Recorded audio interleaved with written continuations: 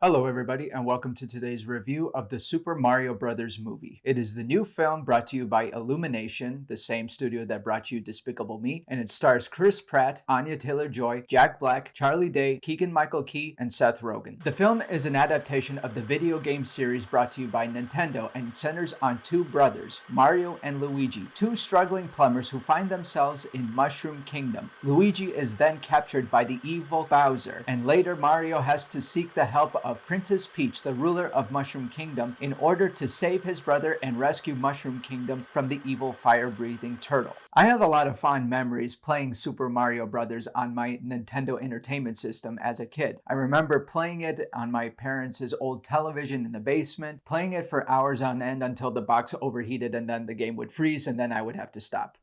Yeah, good times. So naturally, I was very excited to see this movie, and now that I have, here's my opinion. Now, I'm sure a lot of you are wondering, was Chris Pratt the right choice to play Mario? Because when the trailer first came out, a lot of people, including myself, were surprised to hear that Chris Pratt was using his own natural voice with a slight Brooklyn Italian dialect added to it. He didn't sound anything like the original Mario, which was like a very heavy, over-the-top Italian accent. So a lot of people were wondering, was he the right choice to play Mario?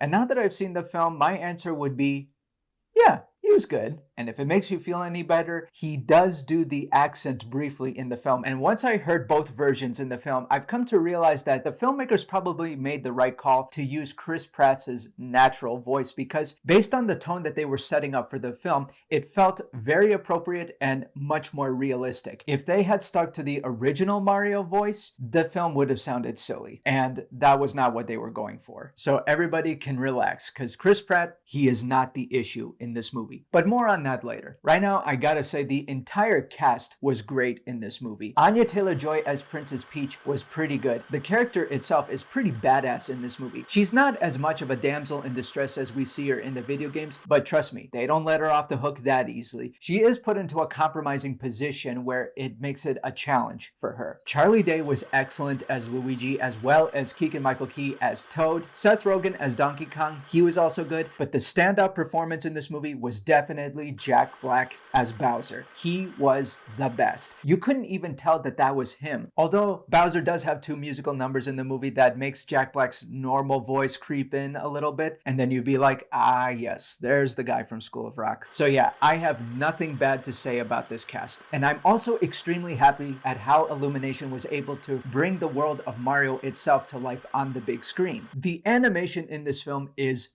gorgeous, and I was particularly impressed with the lighting design in this movie. And yeah, naturally there are a lot of Easter eggs thrown into this film, but you know what? The filmmakers did a good job at not overemphasizing these Easter eggs. They are thrown in there not only to get the fans hyped up, but also to be part of the world building process. Although there are moments when the film does make fun of itself, and to be honest with you, I really wish that animated films would stop doing that. On that note, let's get to some negatives about the film because I do have a few issues with this film. But it all comes down to one very crucial thing, and that's the writing. I hate to say it, but the writing was just, it was not good. The plot is simple. The protagonists are thrown into a situation where the antagonist wants to take over the world, and so they need help from other characters in order to rescue a comrade and then save the world from the bad guy. Simple, right? Unfortunately, how they structured this whole film was anything but. How the film progresses is very half-assed and forced in my opinion. In most journeys, you find that the hero is contemplating whether or not they are making the right decision whether to pursue this thing or not. But in this case, you see Mario making these decisions on the go. Like, the film was pushing itself forward without even having a lot of great motivation behind it. But my biggest gripe with the movie was that there were a lot of things added to the movie that felt very unnecessary and did absolutely nothing to enhance the plot or make the characters interesting. Throughout the film, we see a lot of very famous and very notable music from the 80s inserted into certain scenes to kind of get the audience excited or get them into the right mood of the moment. However, it felt totally unnecessary. Brian Tyler did a fantastic job conducting the score for this movie. If the filmmakers had just stuck to his music,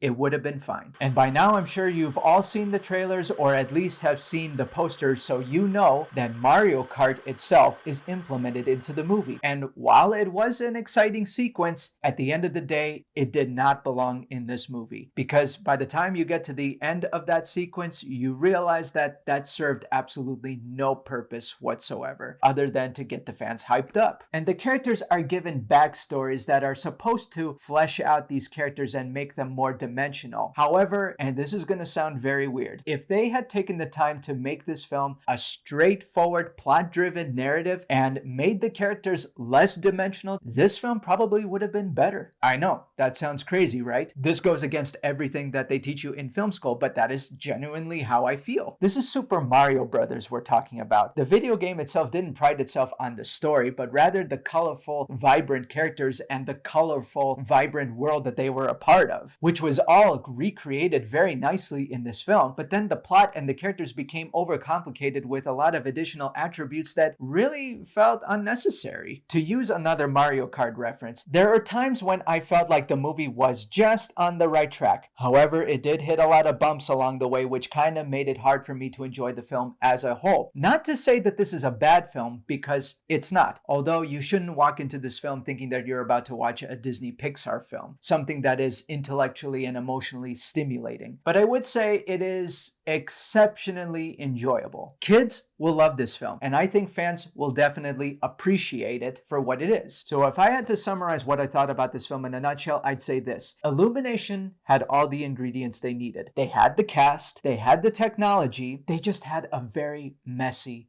blueprint. Seriously, this film desperately needed a better script. So I'm gonna give the Super Mario Brothers movie a B-. Thank you for watching my video, ladies and gentlemen.